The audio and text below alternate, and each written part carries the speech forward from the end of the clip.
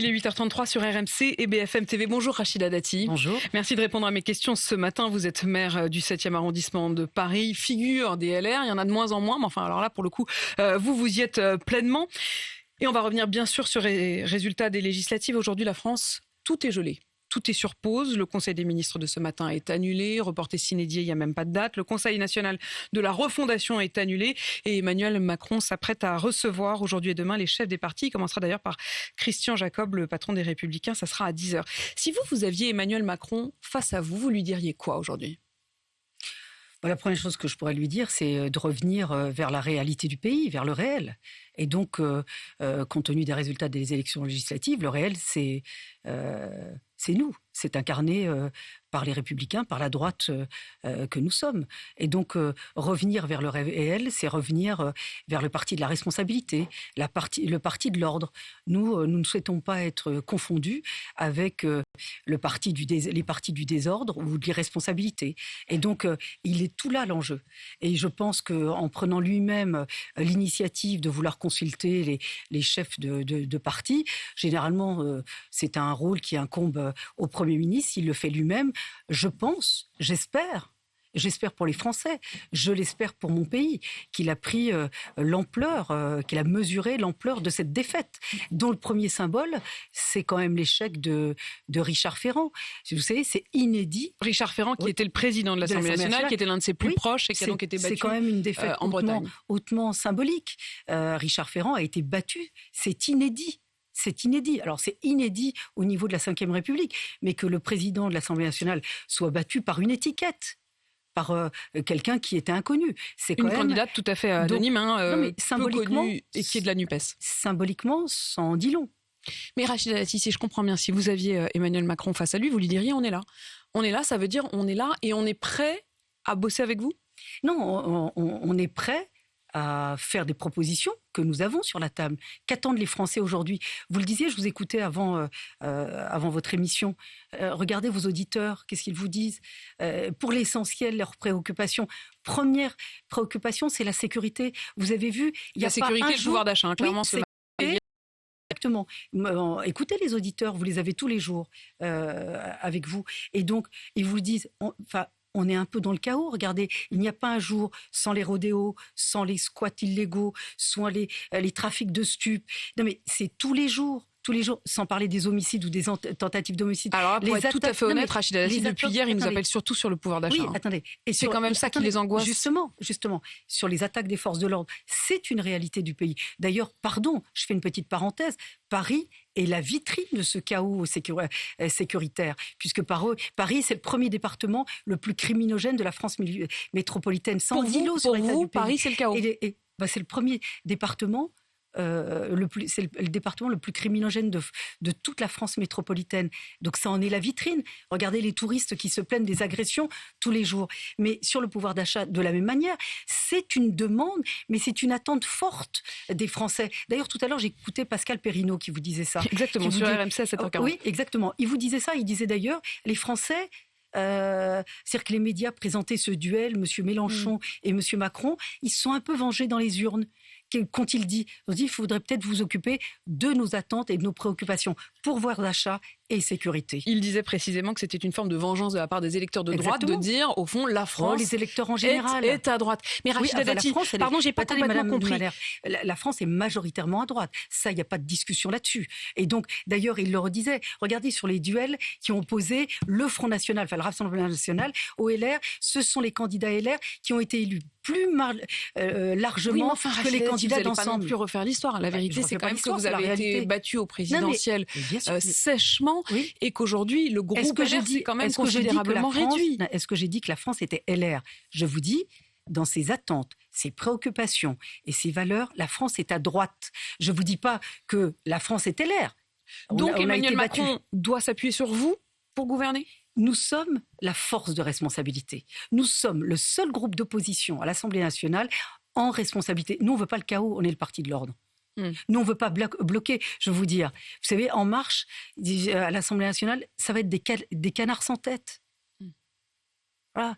Et si je voulais oser la comparaison, les autres groupes d'opposition Ce sont des têtes brûlées. Ils ont intérêt à ce que le système tombe. Ils veulent le chaos. Nous, j'allais dire, pour donc finir en fait, là-dedans, vous êtes quoi? Vous êtes les coqs? Non, finalement, on est ceux qui avons la tête sur les épaules. D'accord. Voilà. Donc, alors, si je résume, il y a les canards sans tête, ça c'est les macronistes. Il y a les têtes brûlées, ça c'est RN et NUPES. Et il y a vous qui avez la tête sur les épaules. Parce qu'on est le parti du bon sens. Voilà. Est-ce que, je vous le redis, que veulent les Français?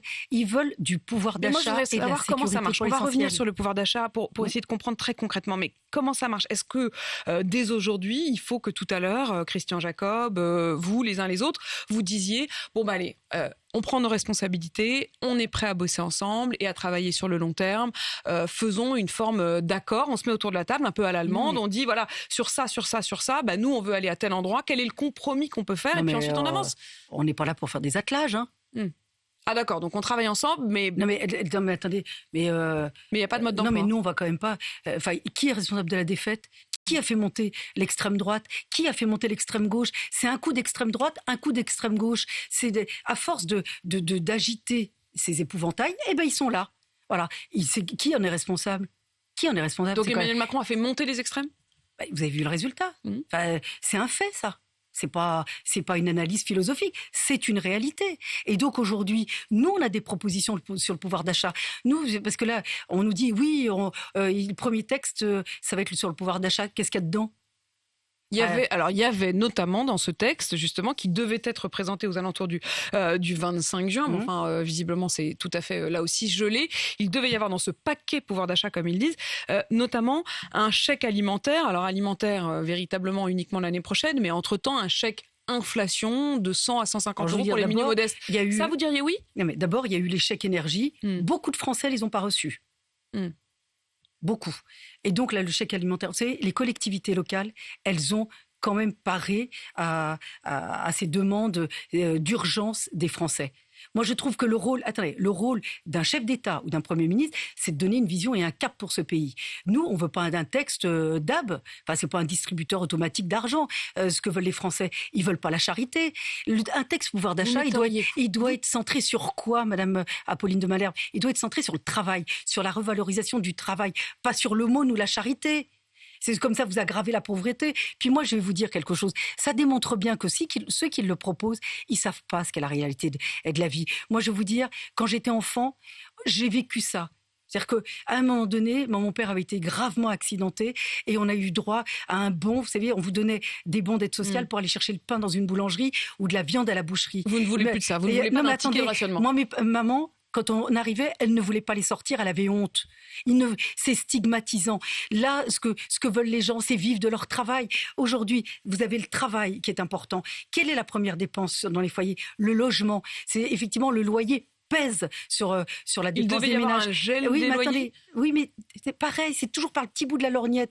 Le logement, pourquoi on est en crise, en tension sur le logement? Parce qu'on ne construit pas assez de logements. Donc on fait effectivement revalorisation du travail, une vraie politique de construction de logements. À Paris, le nombre d'emplois pas pourvus. Pourquoi? Parce que si effectivement vous gagnez 1 200 euros, 1 500 euros, comment vous logez? Et donc il doit y avoir une politique du logement pour pouvoir vivre de son travail. Revalorisation du salaire, des salaires. Pareil, chèque énergie. Mais qui est à l'origine de cette incohérence, de cette faute politique majeure sur l'énergie? On ferme Fessenheim, on va finir comme les Allemands, on va rouvrir les centrales à charbon. Et ben, au lieu de ça, on devrait avoir une politique énergétique. Attendez, on va pas rechercher les responsabilités. Je voudrais savoir ce qu'on fait demain.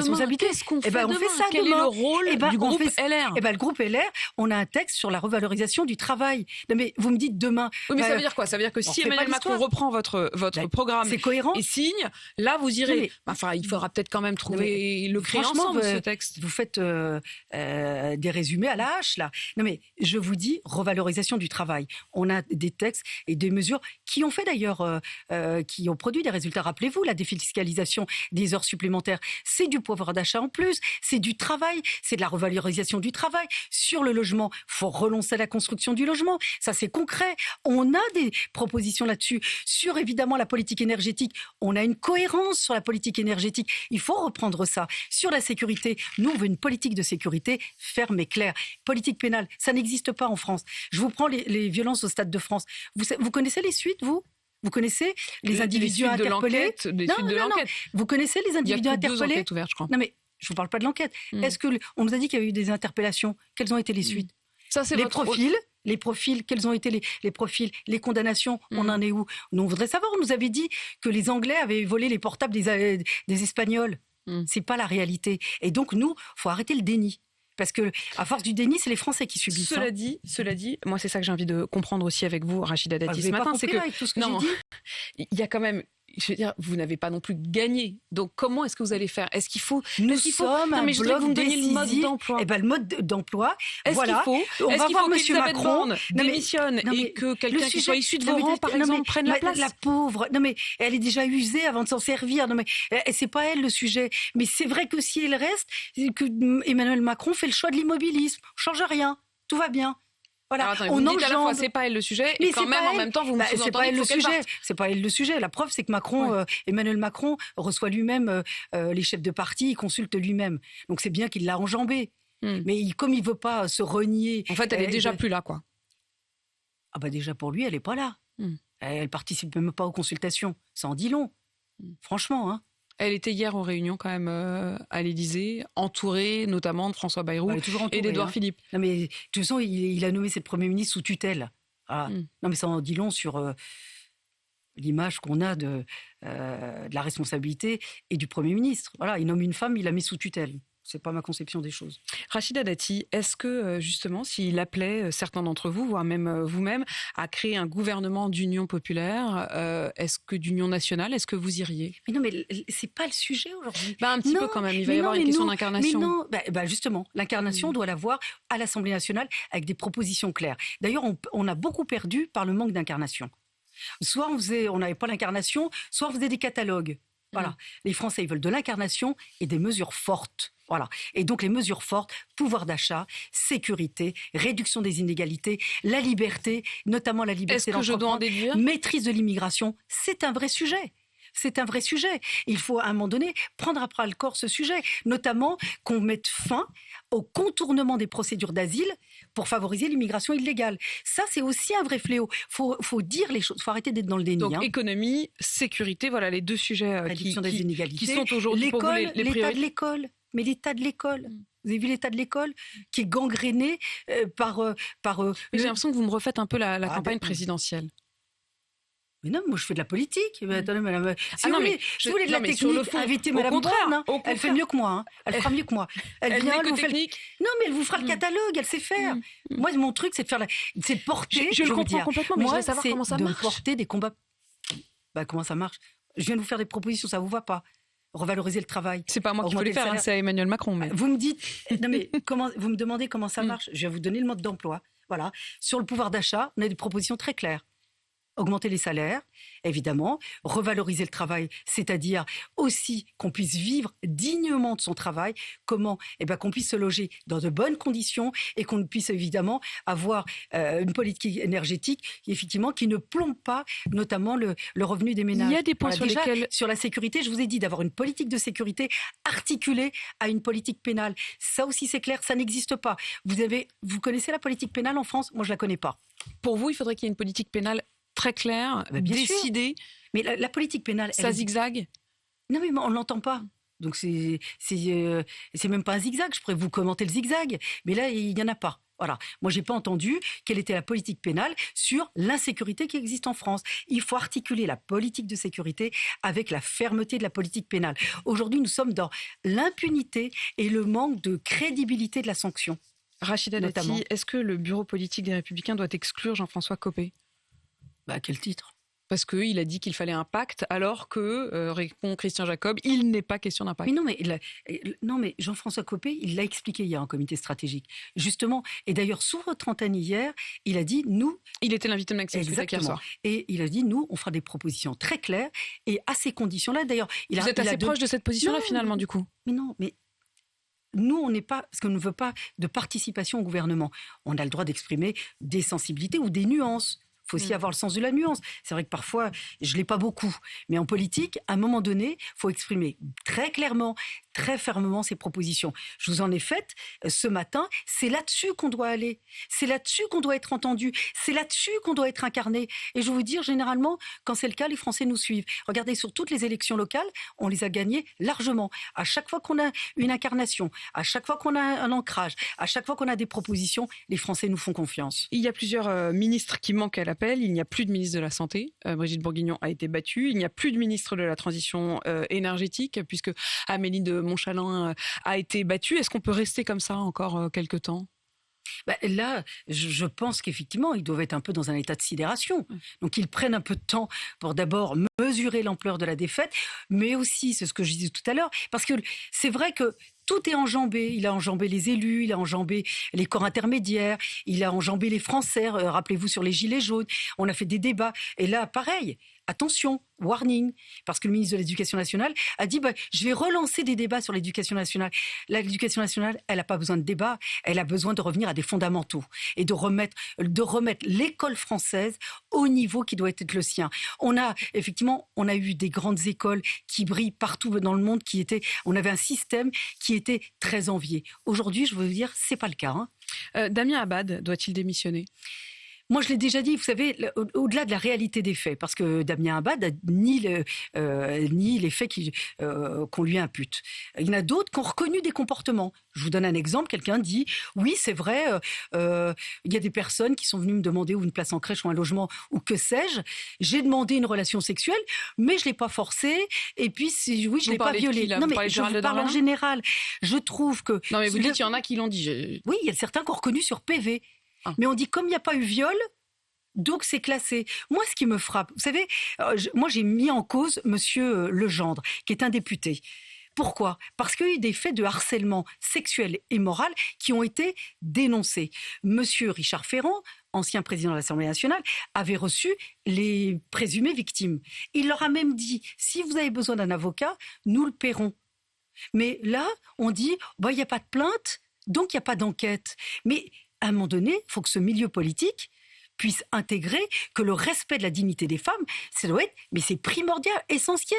Le seul milieu sur lequel il n'y a pas de respect de la dignité des femmes demeure le milieu politique. Et donc, il faut qu'il y ait des enquêtes ouvertes, il faut qu'il y ait sans doute, pareil, une politique pénale concernant, évidemment, ce respect de la dignité des femmes. Je vous pose la question, Rachida Dati, sur Damien Abad. Il y a cette tribune publiée dans Le Monde aujourd'hui, 180 femmes qui estiment qu'il ne peut pas rester. Qu'en pensez-vous ? Parce qu'il y a aussi, les faits ont été dénoncés. Ça, après, c'est la responsabilité morale et politique du chef de l'État et du chef du gouvernement de nommer des gens si, effectivement, il y a de types d'éléments. On n'est plus... Moi, je ne mets pas en cause la présomption d'innocence. Pourquoi ? C'est un principe cardinal. Donc il peut rester. Arrêtez de faire semblant de ne pas comprendre. Non, mais Rachida, c'est vous qui faites semblant de ne pas comprendre. Non, moi j'ai très bien compris. Je vais vous dire, c'est un combat que je mène depuis très longtemps. Je le sais bien. Mais là, je vous pose des sujets qui m'ont touché de très près. Et moi, je vais vous dire, la dignité des femmes, les atteintes à l'intégrité des femmes, les violences sexuelles et les violences conjugales, je veux dire, c'est un combat que je mène depuis que j'ai l'âge. Non, bien sûr, et heureusement, je mène ça depuis que j'ai 10 ans. Parce que j'ai vu des choses. Et donc, si je suis là aujourd'hui devant vous, c'est un combat que j'ai mené également à titre personnel, pour avoir une liberté, une autonomie, et que je refuse évidemment toute forme de violence. Mais ce milieu n'accepte pas encore, évidemment, de respecter la dignité des femmes. Il faudra, à un moment donné, en prendre conscience. Et que ce gouvernement n'en prenne pas conscience, moi, ça me choque. Et je suis choquée, comme d'ailleurs beaucoup de Français. Donc vous êtes... Sans remettre en cause, parce qu'on fait des confusions. La présomption d'innocence. Quand des gens reconnaissent sur PV, quand des gens reconnaissent des comportements qu'on qualifie avec beaucoup d'inappropriés, moi, ça me gêne, surtout quand ils les reconnaissent. Quand vous les niez, moi, voilà. Est-ce que vous avez entendu parler de comportements inappropriés, par exemple, dans la famille LR, à propos de M. Abad ? Ça concerne tout le milieu politique. Mais M. Abad ou d'autres devraient d'ailleurs, quand ils sont mis en cause, dans ce cas-là, qu'ils déposent plainte pour diffamation. Parce que pour atteinte à leur probité. Mais ils devraient le faire. Quand je vous pose une question sur les comportements inappropriés, vous dites que ça touche toute la classe politique. Mais bien les comportements inappropriés, bien sûr. Encore aujourd'hui. Mais bien sûr. Je vais vous dire, ça les conforte. Parce que moi, l'affaire que j'ai dénoncée, Quand on dit, alors qu'il y a des victimes qui ont été identifiées, qui ont été reçues par le président de l'Assemblée nationale, que M. Legendre a été mis en cause, et on dit... Mais il a porté plainte contre vous, hein. Non. Ah j'attends. Non. Mais justement, il a dit qu'il portait plainte. Il l'a pas fait. Il l'a pas fait. Voilà, c'est pour ça que je dis, quand ils sont mis en cause, vous considérez que le fait qu'il ne l'ait pas fait, c'est déjà... Il devrait le faire. Mais il y a des éléments probants quand même. Et donc, moi, je dis qu'à un moment donné, il faudrait qu'il y ait des enquêtes ouvertes. Vous avez parlé avec Nicolas Sarkozy depuis dimanche ? Non, pas depuis dimanche. Non. Vous ne savez pas quelle est sa position ? Il s'intéresse à la vie politique française, il doit être assez navré. Voilà. Merci Rachida Dati d'avoir répondu à mes questions ce matin.